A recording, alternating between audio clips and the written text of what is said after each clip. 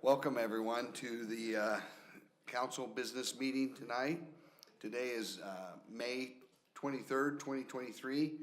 We are located in the council chambers on the third floor of the county building. It is 7 p.m. and we are going to start with Pledge of Allegiance, and that will be led by our Councilman Eric Stromberg.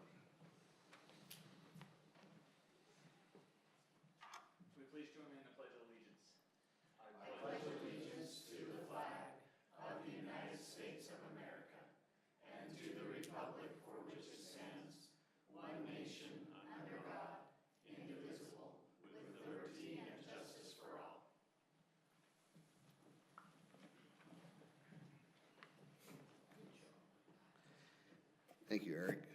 As far as roll call, we'll start from our county clerk, Tracy Shaw. Thank you for being here. She'll be taking recordings, records. Our assistant county manager, Brittany Lopez, county manager, Andy Welch, county council, Wardle, county council, Hamner, county council, Thomas, county council, Stromberg. We have our county attorney, Scott Broadhead, present. And thank you all for being here. There's many different elected officials, individuals out in the crowd, and we appreciate you coming here. As far as public comment, is there anybody in the audience by a raise of hand that would like to make public comment? Seeing none, we will move on. Thank you. We have some recognitions. And so I'm going to come down there. Councilman Wardle, you take it over. Yes, sir. Scott.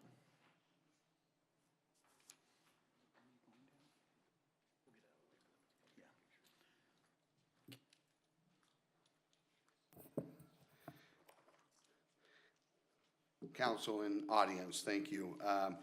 We would like to recognize some of our employees, those that have been with the county at particular times, and we do that in 5-year increments. And we'd like to recognize Rob Clegg. Is this senior attorney? That means the attorney to go to for advice, is that right? Well, says senior. You know, we got a bunch of old attorneys in the office. Rob is the youngest senior attorney. Rob, you have the right haircut. You know that, right? Rob, will you come up, please? Rob is being recognized for 15 years. That's a decade and a half, Rob. And this is his anniversary. And so, Scott, would you mind saying a few words? Sure. I don't know which way we face. Which way we face? Oh, okay. Face this way? Okay. So, Adam told me, he said, you know, told me about the award and asked me if I could say a couple nice things about Rob. And frankly, I'm stumped.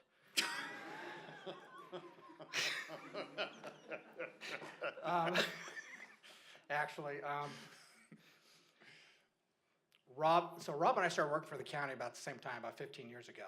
So at that time, I was about almost 15 years as an attorney, so tells you how old I am now. And Rob is young, just out of Gonzaga Law School. And I've watched Rob through the years as he's grown and progressed, and you know, he's acquired a lot of knowledge and skills and wisdom through these last 15 years. And he's become really a terrific attorney. But one of the things that's really great about Rob, and God, I'm getting all emotional about Rob. Sorry, Rob. You can tell I love the people I work with. But one thing that's really great about Rob is, you know, we deal with really tough stuff every day. We deal with people that are been violence and abuse and people that are in crisis, and we deal with a lot of hard things. And police officers deal with the same thing, and it takes a toll on you emotionally. And one of the things I've always appreciated about Rob is despite the fact he'll tell you he doesn't have a heart, he really does. And he does care, and he bounces back, and he comes back, and he comes back to fight the next day. And one of the things I've always loved about Rob is I know that when I give Rob something to do, he will do it well, he'll do it right, and I never, ever have to wonder what's gonna happen, because Rob will get it done. And he'll always be there, and he'll always do the best that he can. So I love Rob. I'm grateful that he works with us, and the county's lucky to have him. So, Rob, here's the certificate. And some fancy gift. Some fancy gift. that I- Come get a picture if you want.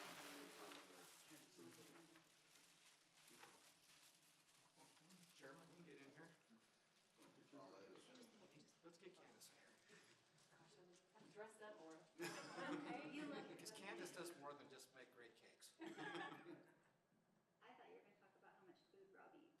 That happens too. That's all I ever hear. You want to say something? The rule we had for Rob early on is anything in the refrigerator after 3 o'clock is fair game. Rob's kind of mature past that point. He can't eat 20,000 calories a day anymore. What do you got, a 10? Yes, right in there. I'm surprised that they gave me an open mic. I've really enjoyed my time working for the county. I feel like I've been blessed to be a part of this organization. I look around and I recognize almost everybody here. I do appreciate the support that I've received here. I've loved working for the county the last 15 years. I hope to be here for another 15. Thanks for the kind words, Scott. I really do try to be dependable and to be an asset to the county. And I'd like to thank the county council as well. You've put a lot of efforts into making the employees feel appreciated. Thank you for the efforts that you've put into with the compensation and with all of those things. It's been much appreciated, and it has been noticed by me and by others. And so thank you very much for that. That's my love language is compensation. So.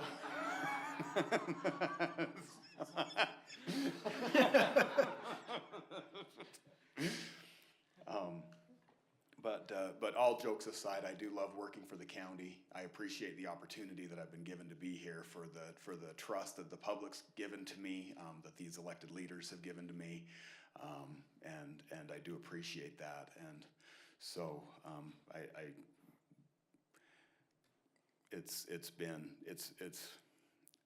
if somebody were to tell me that I would be as happy as I am with my job when I was growing up now, I wouldn't have believed them. This truly is a great place to work. Thank you, Scott, for making the county attorney's office such a great place to be. The culture that you've created there is definitely one to be a model for the state. And thank you for that. And I think I'll leave it at that. Thank you.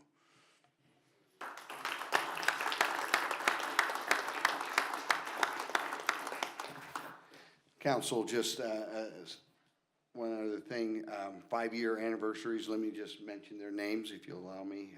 Ron Parsons, UTA van driver, Cindy Ingleby, is that correct?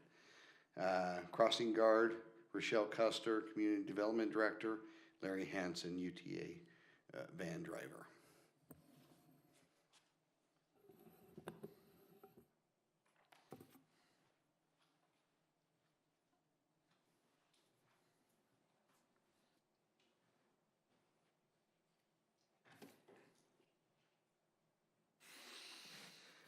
Thank you, everyone. That will bring us down to B, and that is our state agriculture program update. Craig Buttars, we want to recognize Craig Buttars. Thank you for traveling out here, God's country, from up north. We don't want to debate that right now, coming in from Cache Valley, but thank you for the opportunity to be here with you. What we're doing is going throughout the state, meeting with all the county councils and commissions to talk about agriculture and the importance of agriculture in the state of Utah. And of course, some counties and county leaders are more up to speed and up to date with agriculture than others, and some are actually involved in agriculture. But we hope that our presentation, the takeaway when we get done, was that you'll understand how important we feel agriculture is, and that you'll kind of understand that in your roles, you can do a lot to protect and preserve agriculture. I have with me Kelly Pearson. He's my deputy commissioner, and also Camille Knudsen works in our policy analyst office. So to start off with, of course, Department of Agriculture and Food, bottom button? Okay, there we go. The Department of Agriculture and Food was created in 1921, but prior to that was known as the Board of Horticulture, and that started in 1896. So the department oversees different legislatively mandated programs that promote the healthy growth of Utah agriculture. Some of our responsibilities that we have a general stewardship for agriculture throughout the state. Also, we do inspections and regulation, and those two things relate to consumer protection, and we do inspect retail and manufactured food. We inspect gasoline station, gas pumps and scales and different things like that.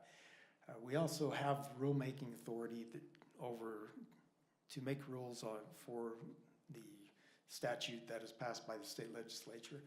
We do pest and disease control and marketing and economic development. These are the divisions that we have, and I won't go through all of those, but of course we have the Office of the Commissioner, we have an animal and a plant industry. One of our newest programs is the Grazing Improvement Program, but it's not a new program, but it's a new division in the department.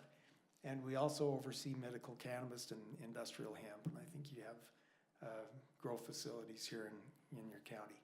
Kelly's going to talk about our strategic goals that we've come up with. It's good to be here in Tooele County. I have a good love for Tooele County. I come from San Juan County, but I have family in Grantsville, and in fact, one of my summers between college, I worked at that chemical lime plant out towards the I-80, and it helped me to realize I need to get my education. So thank you.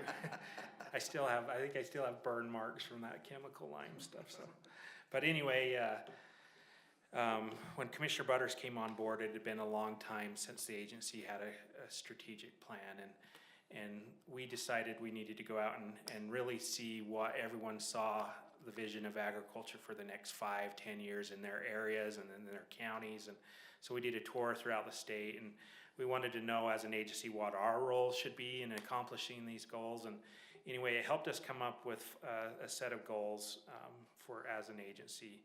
And the first one is agri-structure. Most of you know, if you're a cattle producer right now, if you want to get your cattle harvested, you're a year and a half wait. And that is a huge issue in the state of Utah. Not many people can keep their cattle or feed their cattle for an extra year and a half as they wait to have it harvested. So it helped us realize we got to have more processing in the state, not only meat, but fruits and vegetables. Most of our fruits and vegetables in the state leave the state to be processed and then never come back. And so we want to find better ways to do more processing in Utah. Agriculture workforce. This is actually a worldwide issue. The average age of a producer is 65 right now. We got to have more young people getting into agriculture, and the only way we can do that is to make it profitable and something that they want to do. There is a lot of barriers of entry, the cost of land, the access to capital, finding good help to come work on the farm with you. So these are some of the things that we want to focus on. Ag land preservation. Even in rural areas, I was amazed that this was one of the top priorities to preserve ag land in all areas of the state. Commissioner Buttars and I just came back from Israel, and Israel builds in the hills and leaves their ag land alone for future. And we've done the opposite in Wasatch Front. We've built in the ag land, and I think we're going to regret that someday. So we have, and I'll share with you some programs we have established to help us accomplish these goals. The food supply chain. It was scary during COVID to go to the grocery store and see it empty.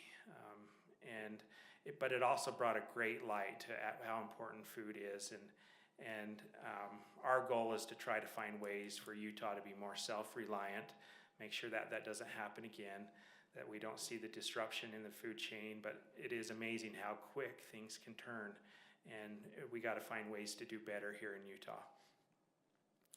Ag education, we continue to work with Farm Bureau and to do ag in the classroom, help teach our youth how important agriculture and food is, where it comes from. It doesn't grow in the grocery store. And we continue to find other ways for people to get into the ag industry, not just behind the tractor.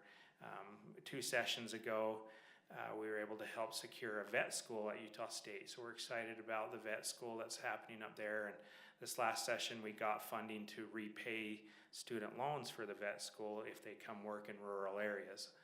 So we know there's a need for large animal vets, and we're excited about programs like that to help us find ways to help educate and get people back into agriculture. There's a lot of employees that work out here from the Department of Ag, and our agency is unique. We have to promote agriculture, but we also have to regulate it. So we're the good cop and the bad cop. But we want to make sure our employees are a partner with our ag producers, that they're not blindsided by any citations or any regulations that they're not following, that they are educated through the process and making sure our food is healthy. So if you have any issues with employees out here that aren't providing the best customer service, we want to know about it, because it is one of our top priorities as an agency. Okay, just a short discussion about the benefits of agriculture in Utah. We've got 6 things listed here. There are probably more, but of course, agriculture provides food and fiber and animal feed for the people of Utah and for horses and cattle, those things that add a lot to the value of our lives. But we also, agriculture strengthens our local food security. We've talked a little bit about that. We'll talk some more about that. And we create rural jobs through agriculture, conservation and open space preservation. Agriculture is a large economic driver for rural areas. And also, some people don't realize that our irrigation systems provide water and resources for wildlife also. So as far as agricultural production, here's a glance at what your county has, just an overview. You produce almost $41 million of market value ag products that are sold from your county each year. There are 540 farms here, which is a 13% increase, an increase of 71 farms since 2012. And I think in the state we're seeing a transition from larger farms to smaller farms. And we're seeing that farms are often a second occupation for a lot of people. We have also about 350,000 acres of farmland, which is a 1% increase since 2012. You have almost 22,000 acres of irrigated farmland. And the livestock accounts for about 85% of your farm income, and the crops account for the other 15%. Oops. There we go. So you rank 4th in the state for poultry and egg production, 7th for sheep, goats, wool, mohair, and milk, and 9th for nursery, greenhouse, and floriculture and sod.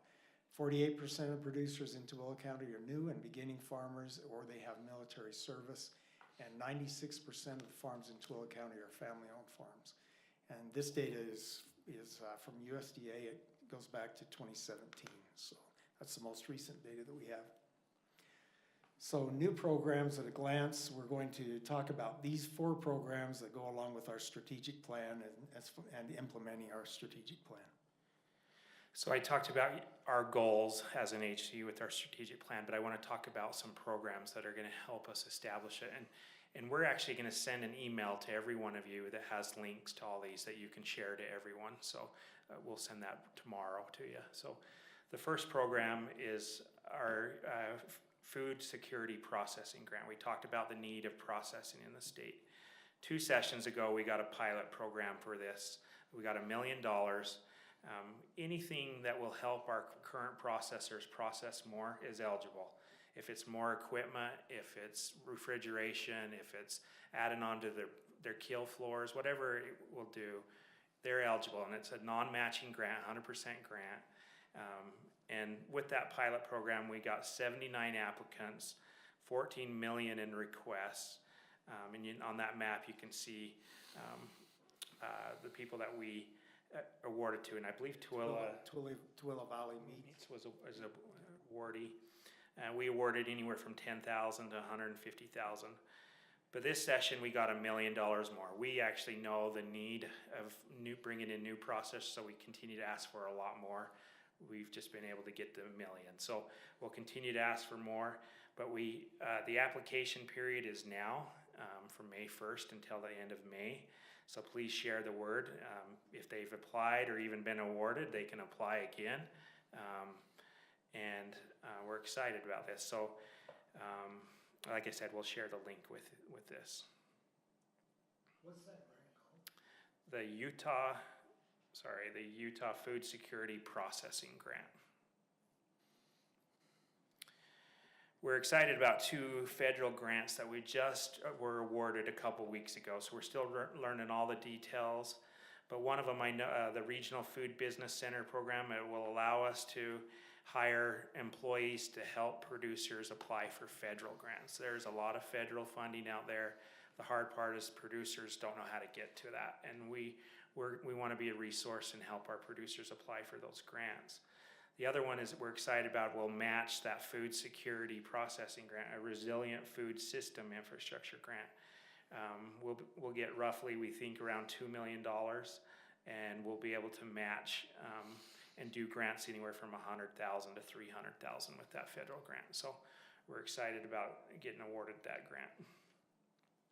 I have a video to show. Hopefully it works.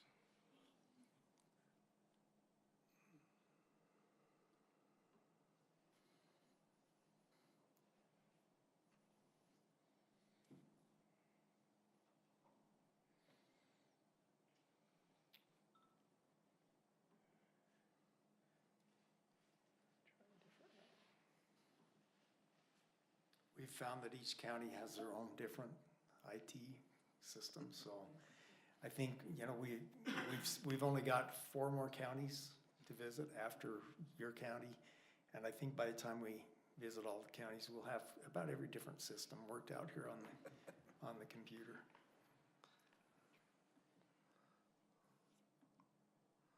Mother Nature is an extremely hard taskmaster. The hardest boss that anybody could ever have. There's no mercy. Probably half of my time is spent trying to use the water as efficiently as possible. You lose a few $100,000 year after year, it's tough go. We've had more dry years and we've had wet years, and I think that's become the normal. The land is drier, the rangeland is drier, springs that we could usually count on being there are drying up. So it's a scary time.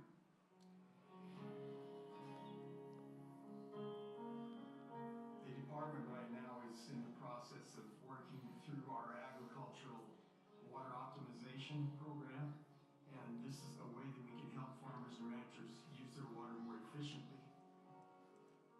If the opportunity is presented, farmers and ranchers want to do better with the resources that they have. They're reaching out to producers, they're reaching out to other individuals saying, hey, look, here's what we're up against, here's what we're facing. How can we overcome this? The Department of Ag is always there backing you up. Change and conservation and best practices are changing and evolving, and I am very willing to evolve with them. With the help of UDAP and NRCS, we've been able to adapt those practices more quickly. With the limited availability of water, by increasing the efficiency, even on these drought years, we may be able to farm nearly all of our acres. And so without some help from the state, I wouldn't be able to do this. No one knows better than us the finite resources that we have here. So I don't think there's anyone that could care more about the land and its health and the balance than the people that are living on it and working on it. It's the lifeblood. We all understand what water is our lifeblood. We do our best to conserve it and to use it wisely, because without it, we're nothing.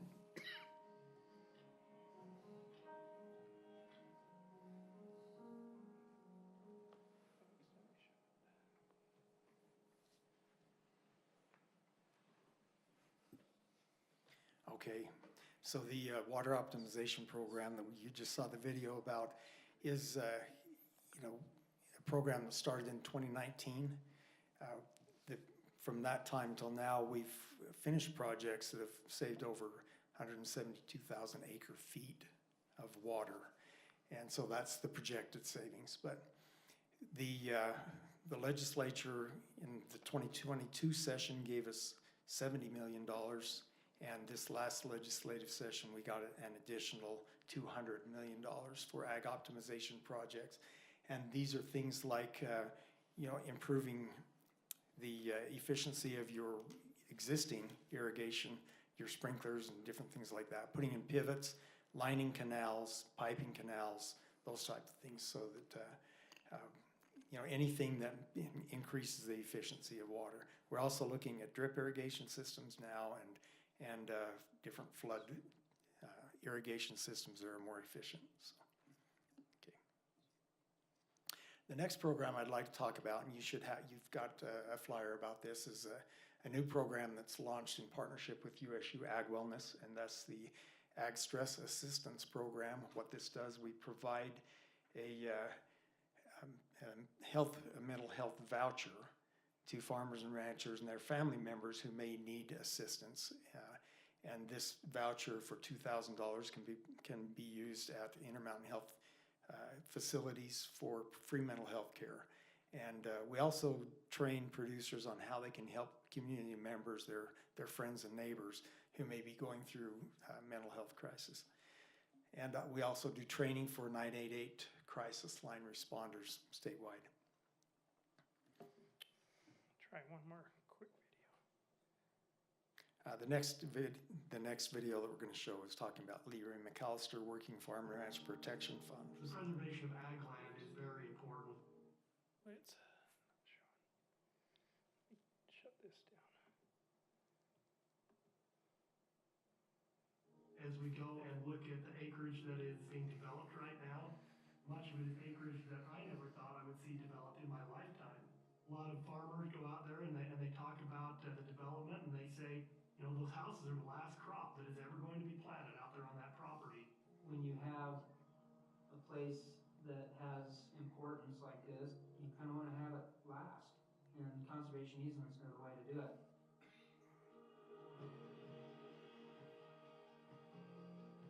Conservation easement is essentially an agreement between a private landowner and a nonprofit or a state or a federal agency to limit the amount of development that takes place on a piece of property. Essentially what you're doing is you are purchasing the right to develop on that piece of property. Working with the state and with the Nature Conservancy with our easement, we're really helping to protect a massive area of land that's critical for winter range, for migratory corridors, and it's really a special thing to know, my kid can come back after I'm gone and be like, oh wow, this is still the same, it still looks the same. There isn't an inch on either side that I haven't gathered the rock up, turned over the soil, so instead of being an investment, it now becomes part of my soul. The protection of land utilized for agricultural production is one of the major goals that we have at the Department of Agriculture and Food. The Leroy McAllister program has been a very effective and a very useful program in the state of Utah over the last several years. Over $20 million have been put into the program, and well over $100 million in matches come in to be able to put this land into conservation easements. And so it's a very useful program, and I feel like it is continuing to build momentum. Deciding to do a conservation easement on our ground was kind of a tough decision. I mean, we looked at it, and the money situation is very different from whether you sell your ground or whether you put it into a conservation easement. And at the end of the day, we had to kind of look ourselves in the mirror and say, what's more important, our heritage, who we are, what we love doing, or money? And ultimately we decided that, you know what, it was worth the sacrifice to give up a little bit to be able to have the opportunity to do what we love. Even people in the community, as they come, they know now that this property is going to remain open, that it will never be built on, and what a great legacy to leave our community.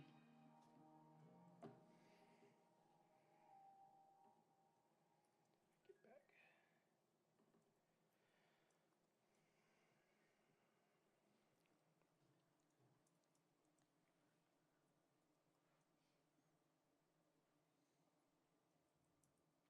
Well, that pretty much wraps up our presentation. We, once again, just want to say thanks to you for your time.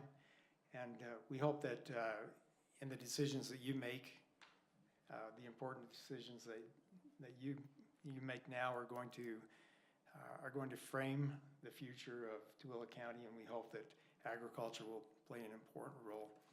And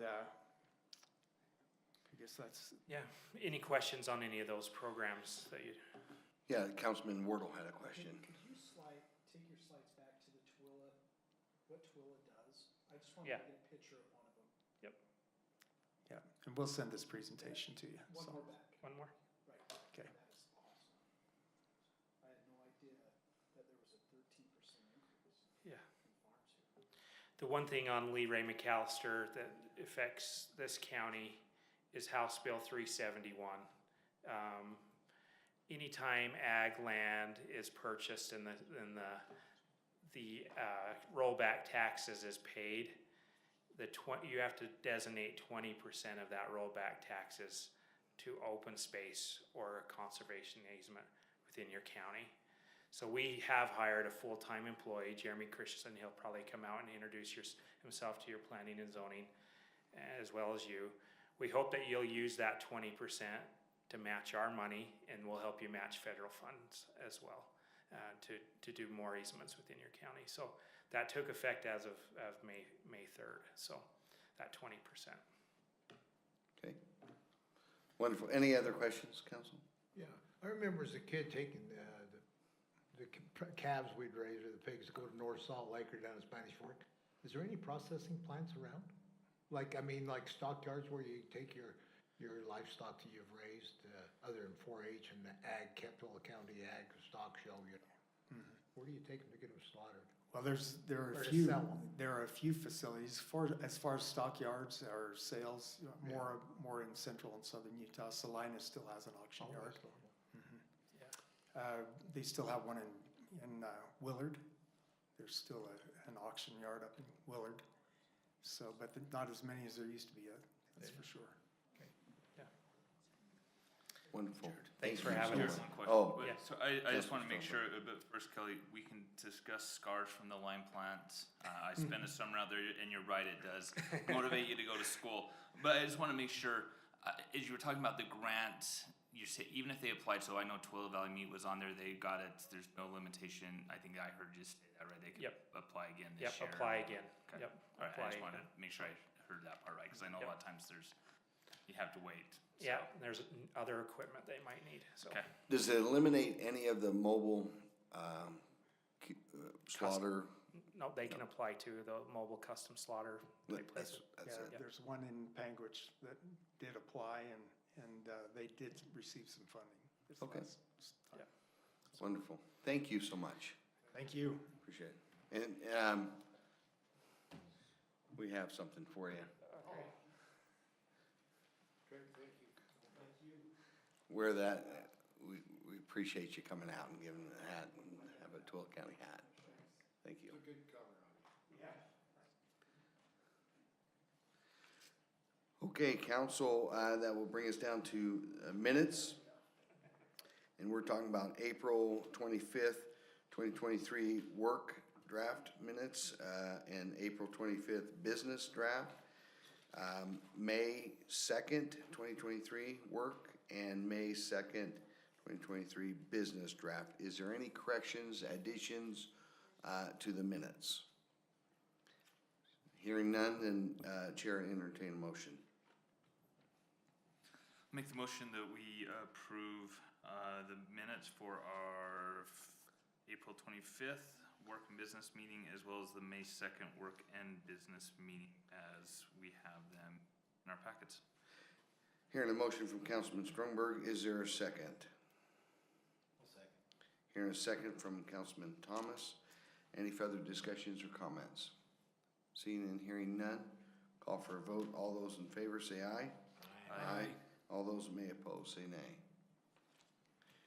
Okay, that brings us down to the consent agenda.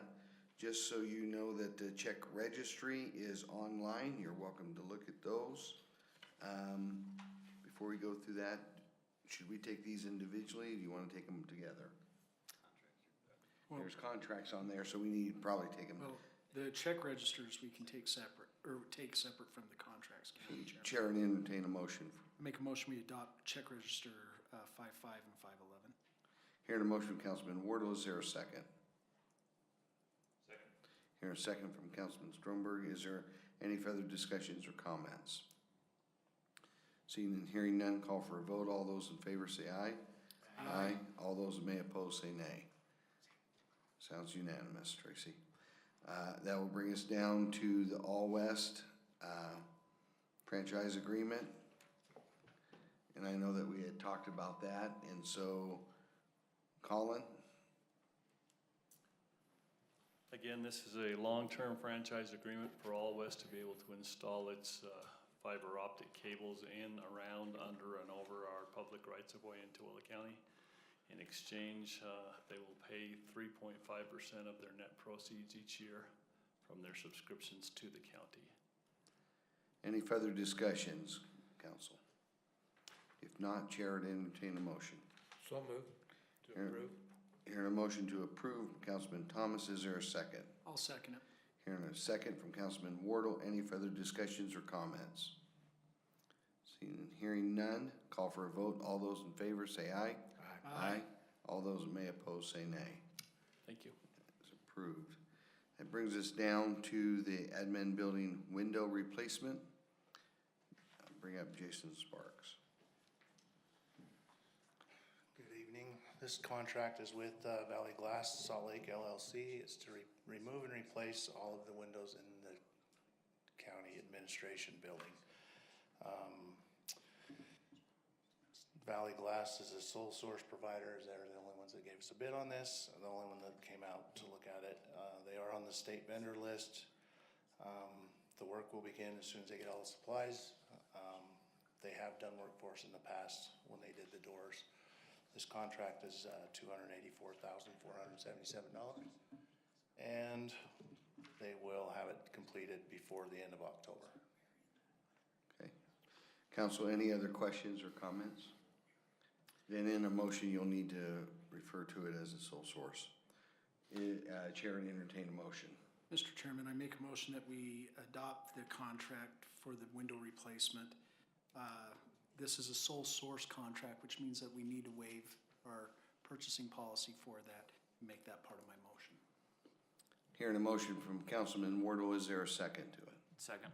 Hearing a second from Councilman Stromberg, is there any further discussions or comments? Seeing and hearing none, call for a vote. All those in favor say aye. Aye. All those may oppose say nay.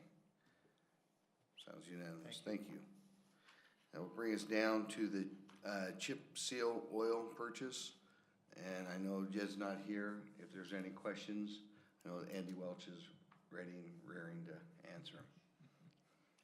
I make a motion to approve. It needs to be sole source, so. So sole source, and we have to waive the purchasing policy on this one. Is that your motion? That's the motion. Hearing a motion, Councilman Thomas to waive our policy, and it's a sole source. Is there a second? I'll second Councilman Thomas. Hearing a second from Councilman Wardle. Any further discussions or comments? Seeing and hearing none, call for a vote. All those in favor say aye.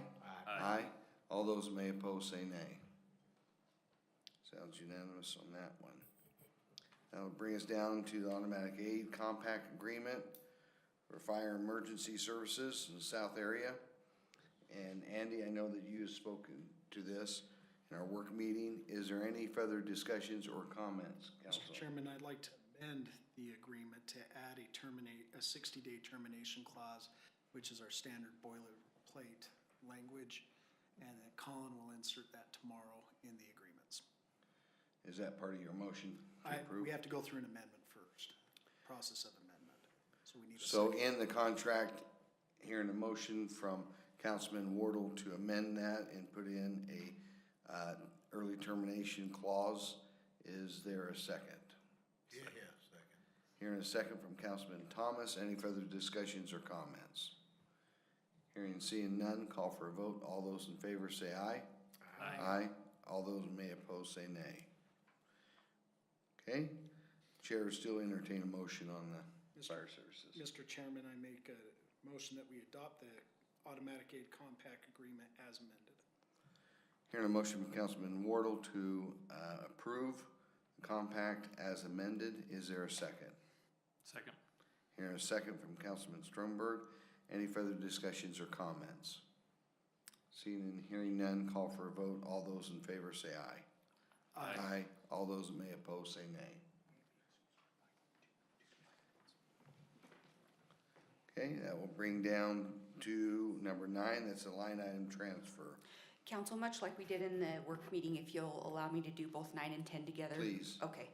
All right, so the first one that we have, I'll do all the ones that aren't Deseret Peak in the pool, and then we'll go over those other ones. The first one that I have is a line item adjustment for the health department. We'll be moving $10,000 from their equipment line, from their dental equipment over to their administration lines. The budget adjustments that we have a grant, the Indigent Defense Grant for $27,500. The next one that we have is for the Sheriff's Grant for $5,000. We have a phone allowance adjustment for this Children's Justice Center for $560. We have a food and nutrition grant from Cargill for $10,000 in the health department. We have a adjustment from the COVID expansion funds for $60,000. They'll be allocating that towards equipment, consulting, material supplies, and training and travel. We have an additional COVID expansion grant that will entail hiring an employee. So I just want to make sure that we put that out there as well. That's $25,000 that'll be allocated towards salaries and wages, employee benefits, materials and supplies, and travel and training. And then the last one that we have is for a budget adjustment will be for tires on the fire truck at the airport for $19,550. Moving over to the Deseret Peak, I won't go over in depth since we talked about it in the work meeting, other than to say that we have a total of $625,000 that we cumulatively readjusted for repairs for our pool. There was no net increase to the general fund. We did have projects though that we had to forego in order to make this happen. In addition to this, the pool repairs, we are allocating $5 million in our projects towards additional projects at Deseret Peak. And those projects, just for the sake of the record, are $200,000 towards pool repairs, $1.2 million for the walking path at Deseret Peak, $1.5 million for a destination playground with bathrooms and a pavilion, $500,000 for softball and parking at the softball park and the playground, $250,000 for new branding and wayfinding signage, $750,000 to improve accessibility at the south side entrance, $300,000 for the new convention center and indoor arena entrance, and $300,000 for project management at Deseret Peak. Any questions? Question? Okay. We went over it, and just for the record, you have put together a spreadsheet on all those projects that we're in with the cost and the timeline. So thank you so much. Thank you. Council, Chair to entertain a motion. I'm sorry, Council, I know that entertain a motion. For I don't mean to tell you what to do. Public hearing. That's Line what I'm items looking for. first, and then the public hearing for the budget adjustments. So you'll approve the line items first, and then they do the budget adjustment. Mr. Chair, I'd make the motion that we approve the line item adjustments as presented. Hearing a motion from Councilman Stromberg to approve line item adjustments. Is there a second? Second. Hearing a second from Councilman Thomas. Is there any further discussions or comments? Seeing and hearing none, we'll call for a vote. All those in favor say aye. Aye. All those may oppose say nay. Okay, now I am looking for a motion to open up a public hearing. Make a motion, we open the public hearing. Hearing a motion to open up a public hearing to Councilman Wardle. On resolution 15, because we have 2 public hearings tonight. Okay, thank you. Is there a second to Councilman Wardle's motion? Here's a second from Councilman Stromberg. All those in favor, open up a public hearing on adjustment 15. Is say aye. Aye. All those may oppose, say nay.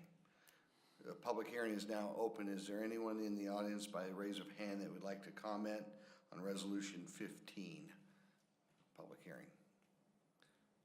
Seeing none, the chair would entertain a motion to close public hearing. So moved. Hearing a motion from Councilman Stromberg to close it. Is there a second? I'll second it. Hearing a second from Councilman Wardle.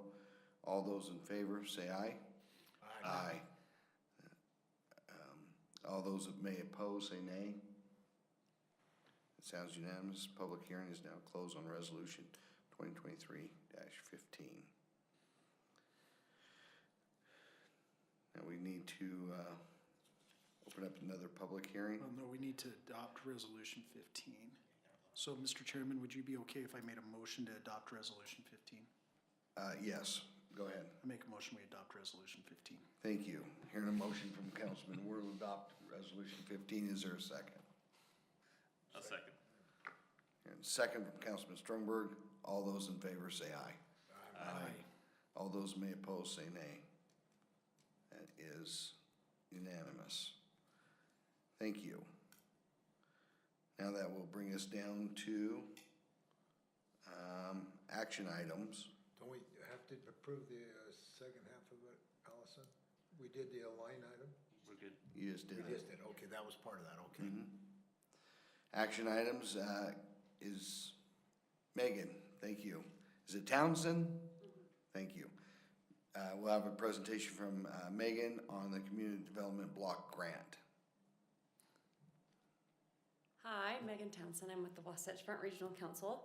You might think I look a little bit like Christy if she's been here to talk to you before, but I'm not Christy. I work with Christy. I am here for the CDBG Annual Action Plan hearing. This hearing is to allow all citizens to provide input concerning the projects that were awarded under the 2023 Community Development Block Grant Program. The county has amended its capital investment plan and decided to apply for funds on behalf of the Wasatch Front Regional Council and the Boys and Girls Club located on 438 West and 400 North in Tooele. Christy Dahlberg will be the project manager from the Wasatch Front Regional Council, and Anne Marie Bitter for the Boys and Girls Club. The applications were successful in the regional rating and ranking process. NWFRC has awarded $50,000 for CDBG planning and administration, and the Boys and Girls Club was awarded just under $150,000 for building modifications to expand their footprint. Copies of the capital investment plan are available if anyone would like a copy. Any questions, council? Comments? Megan, you did a great job. Thank you. Thanks. Had to read it to make sure it was just like Christy would say There it. you go. Chair to entertain a motion to open up public hearing. Second public hearing. So moved. Hearing a motion from Councilman Thomas to open up public hearing. Is there a second? I'll second it. Hearing a second from Councilman Wardle. All those in favor say aye. Aye. All those may oppose say nay. Public hearing is now open. Is there anybody in the audience by raise of hand that would like to speak to the public hearing of the Community Development Block Grant? Seeing and hearing none, Chair to entertain a motion to close public hearing. So moved. Hearing a motion from Councilman Stromberg to close. Is there a second? Second. Hearing a second from Councilman Wardle. All those in favor of closing public hearing, say aye. Aye. All those may oppose. Sounds unanimous. Therefore, we'd now like to take action on the Community Development Block Grant. Chair to entertain them. Do we need to take it? Do we take action or just know We just need it? to have the public hearing. Sat down too early. Yes, this is just a public hearing tonight. Okay. That will bring us down to B on tourism discussion for Otters and others. Council, they're in restructuring at this time. And so I know that there is a discussion and comment of holding back the funding for this year, and we invite them to apply the following year. But is there any other discussions? If not, then Chair would entertain a motion. Mr. Chairman, I called Kristen, the requester of that grant money for Otters and Others, and told her that this was going to be on the agenda tonight, and told her there was a possible, there would be a vote, and that the vote would be to rescind that grant, and encourage her to reply as she understood why we were doing this. Not happy, but just the way it was, and she was willing to do that, and so hopefully she'll apply again next year. So I'll make the motion that we withdraw that grant funding request we give to Otters and Others in our last meeting, so we take that money back. Hearing a motion from Councilman Thomas to rescind the TRT grant money that was awarded to Otters and Others. Is there a second to it? Second. Hearing a second from Councilman Strungberg. Any further discussions or comments? Seeing and hearing none, call for a vote. All those in favor say aye. Aye.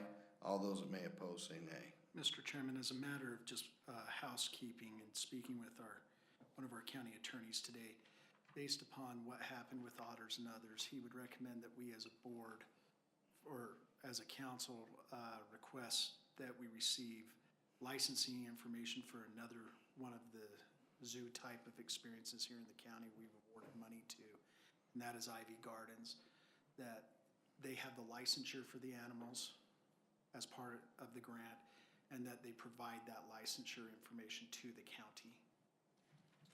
Is that something that the manager's office would reach out to them on? Colin said that he would write the letter. Thank you, Colin. And I think that's wise to just the information so that we can have it in hand on our property. So just as a matter of housekeeping, we need to just say that we support that action so that Colin can go and request that from them. Councilman Strongberg. Yes, it's. Councilman Thomas. Yes. Councilman Hamner also yes. And I also say yes. Thank you. Councilman Ward, thank you. Boards and committees, I didn't receive any.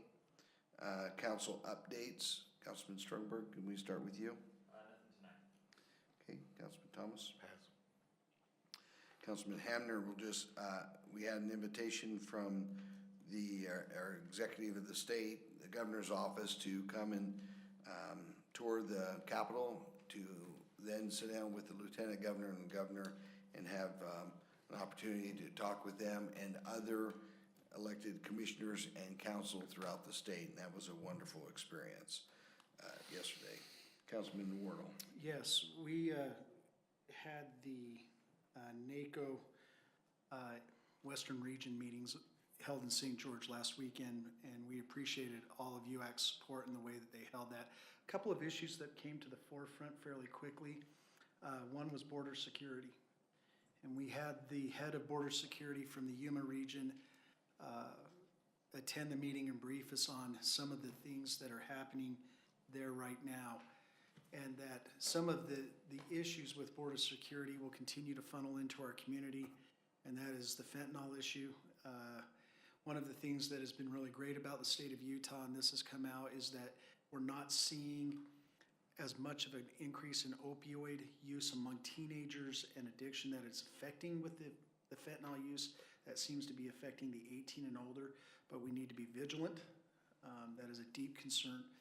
The second issue is cartel behavior within localities that have immigrants coming to the locales, and just being aware that the cartels are trying to establish repayment for bringing them across the border, especially among kids, and the employment of young children in an illegal manner to pay back that border transportation. It is a deep concern from our border communities, and is filtering very much to the north and to the east. And so to be aware of that. I think the only other thing that we became aware of, and we've reached out to our farming community and ranching communities, is that a possible rulemaking by the Bureau of Land Management that would lock up many of our federal lands from grazing. And it would be almost impossible to unlock them in the future. So we've asked them to write letters of opposition. And I think that we should write a letter of opposition to support our local ranchers and farmer in that. So Those are my two reports. Councilman Wardle, do you want that coming from the council or is it from the county?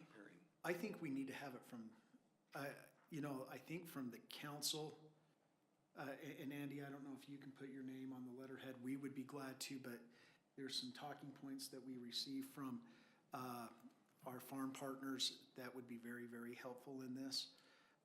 The key is that this, and we're seeing it in the especially in the NACO community right now, and NACO is the National Association of Counties. There is a push from the East Coast to lock up our federal lands here in the West. And it seems to be bi-coastal, but if we don't take and exercise our rights in these matters now, that we will be in a lot of trouble. We've seen it with water recently and agreements that have been made on water in certain areas by the Biden administration and the compacts. And so I think, it would be good for us as a council to have a letter. I think it would also be good if any other elected officials would be willing to participate, to be part of that. The more comments that we can put in, the greater our ability to influence the rulemaking process that it will stop. So. Okay. Wonderful. Turn some time over to the county manager. Yeah, just quickly as well, at the conference, one of the sessions I attended was on, I guess there were two sessions on grants. And one of them was on, I have to read it now, it's Readiness and Environmental Protection Integration. It's called REPI. Never heard of it before, but basically what it is it allows for funding for communities that have military installations, and it's to do work outside of the military installation. And so they gave us quite a bit of information. I've kind of pulled out ones that I think that we could look at and sent those out to the appropriate departments. And so have them look at that. Then of course we have our grant writer that we're meeting with every other week. And if we see something there that's of interest to us that we think we could go after, we'll make sure we get that to our grant writer to have them do a little bit more research on that. So we are actively looking at grants like that. So that's the one report. The other thing, if you look under manager update, there's a whole bunch of items there. And just thanks to all the departments, and I guess Colin has to read all of those, so we appreciate all of the staff working through all of those agreements. A lot going on. That's all I have, Mr. Chairman. Thank you, Colin. Yes, there is quite a few. That will bring us down to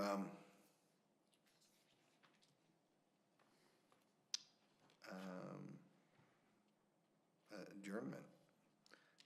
I guess I had to read all those too. Say, is there anything that we need to vote on? No. Colin, good luck on all your reading there. Chair to entertain a motion to adjourn. So Councilman Thomas, you gotta say something in the mic. Oh, sign language don't work? No. I make a motion that we adjourn. Is there a second? Second. We are adjourned at 7:58. Council, we've got budget adjustments we need to sign.